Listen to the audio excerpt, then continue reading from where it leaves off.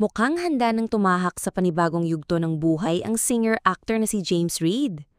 At hindi lang ito tungkol sa career, kundi tungkol sa pagiging daddy. Sa panayam niya kamakailan kay Karen Davila, walang keme at diretsong sinabi ni James na ang biggest goal niya ang maging isang ama someday. I think that's taken over my priority. That's something I wanna do and be very good at. Say niya.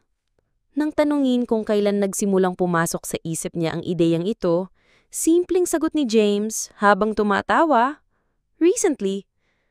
That's something that my current relationship with Isa Pressman kind of brought out in me. Paliwanag niya kung bakit daw na-trigger ang dad era niya. Siyempre, hindi kumpleto ang tsikahan kung walang update tungkol sa past nila ng dating partner na si Nadine Lustre. Ayon sa kanya, hindi biro ang pinagdaanan nila noon bilang isa sa pinaka-iconic na love teams ng kanilang henerasyon.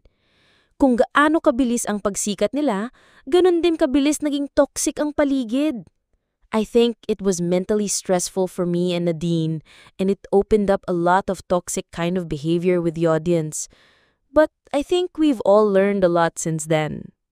Chika niya sa batikang journalist. Ito rin daw ang naging dahilan ng binata na magpatuloy sa kanyang passion sa musika na solo, independent, at malayo sa mga expectations ng mga fandom wars. It's different now. It's time for a new kind of celebrity or love team. Giit pa ni James. Pero para sa mga umaasa pa rin sa Jadine reunion, mukhang good terms naman ang dalawa. I've seen her a few times and we're civil. There's no problem, certainly with me. Sambit niya. Anye pa, I wish her all the best. She seems very happy.